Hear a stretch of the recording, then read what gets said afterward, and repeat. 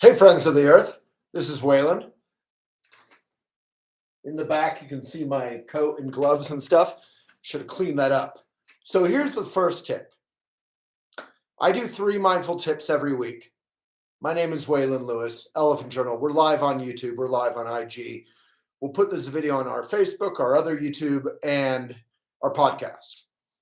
Every week, I do 3 little mindful tips. The first one, I wanted to do all 3 from my book, It's Never Too Late to Fall in Love with Your Life, this week, because I tend not to sort of promote my own stuff because I don't like promoting. So let's just call it a better word than that, sharing. So I published this book, and the first tip I want to talk about is books. 95%, let's say, of modern books, like any new book you buy in a bookstore, they're toxic. That's not some crazy hippie statement. They're just not the books our grandparents read.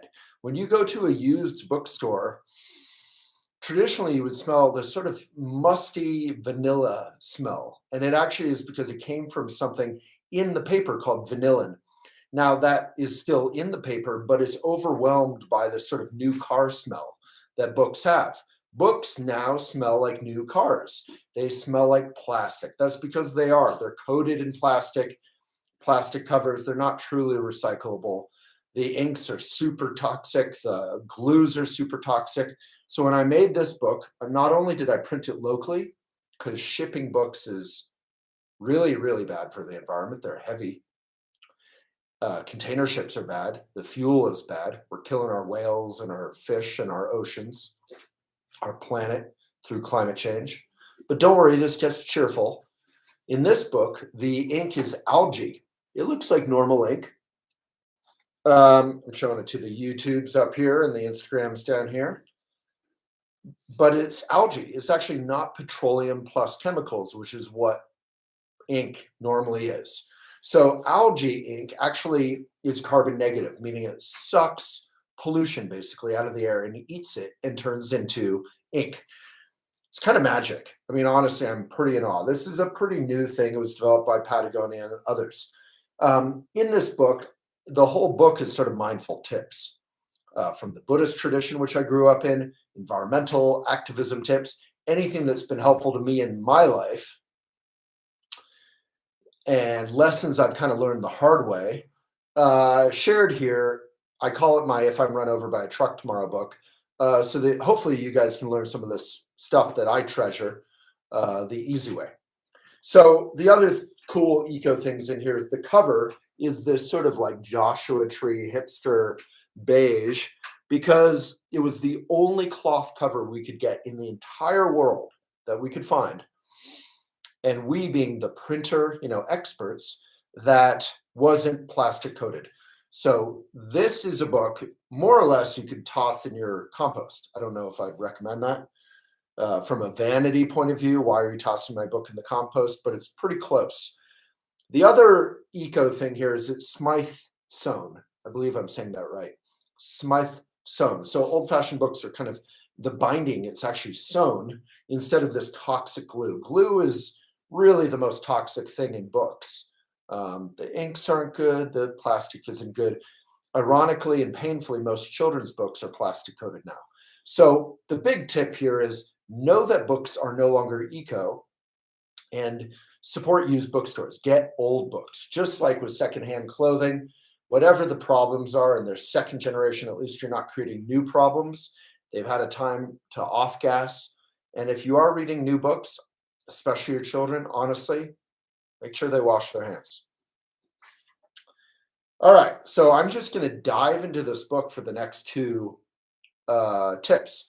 So we'll just find a random, I literally just opened to section 30. So this whole book is composed of, little quotes with my illustrations and then more in-depth commentary. And it's meant that you can read one a day. You can get the book at elephantjournal.com/shop. It's eco. It's a gift book. It's a keeper. You can read one a day. Keep it by your bed. And my first book is also over here. Did very, very well, which was very, very heartening. It's called Things I Would Like to Do With You.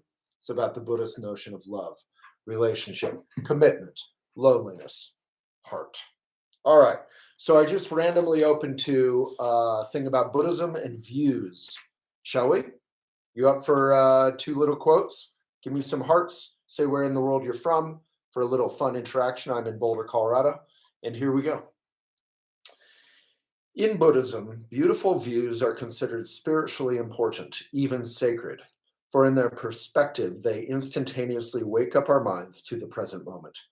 They dissolve monkey mind and everyday depression and spark ideas and insight. Views help us remember that life is but a dream, popping us out of our solidity and reminding us of the dreamlike, vivid, playful nature of reality. That's tip number one. All right, we have India in the house. Tip number two. Oh no, should I read the commentary? Maybe not. You can get the book for the commentary. If you want to save money, you can get the ebook or the audiobook. All right, number two. Or this will be number three. This will be the third tip, and then I'm out of here. So I'll try to do a longer one to give you your money's worth.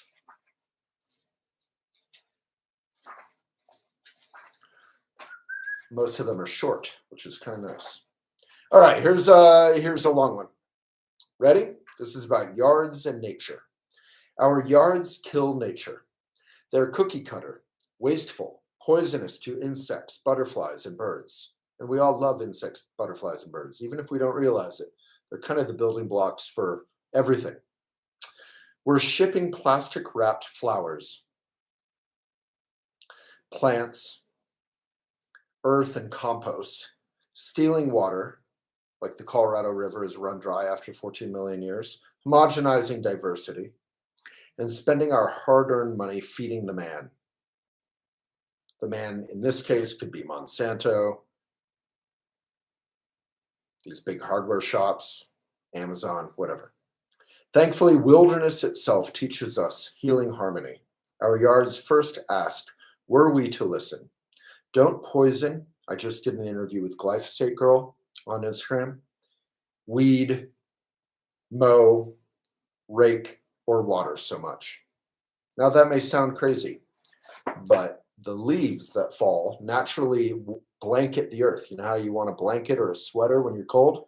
They naturally blanket the earth. It's also where all the insects put their little babies. So when we rake, we're killing all the babies, and we're actually harming, the root system and all that wants to stay warm. That's if you're in a cold climate. And then, leaf blowers are super polluting. They're far more polluting than cars, which is insane.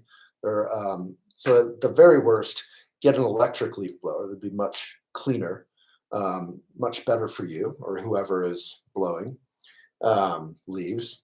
And at best, kind of create a more natural yard, nature. And that's what I do. I don't rake. I leave the leaves, and then everything's happy in the spring. All right. Well, those were our three tips. Happy to not do the book next week, but I thought it would be fun to actually use some of the tips in this book. I hope you enjoyed it, and I hope you have a great weekend. Goodbye, YouTube.